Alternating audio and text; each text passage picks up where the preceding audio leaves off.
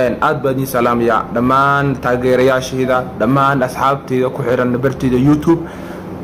insha Allah taala mar dhow waxaan soo wadaa vlogs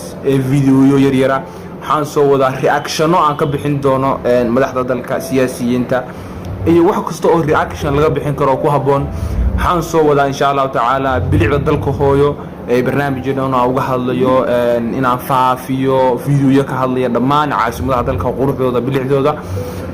sidini adeegara bisaag jirteen sidini wadaniyada iyo dimiirku aad u lahaydeen sidini ay idin ka go'nay dal jacaylku insha Allah taala sidini ii garab istaaga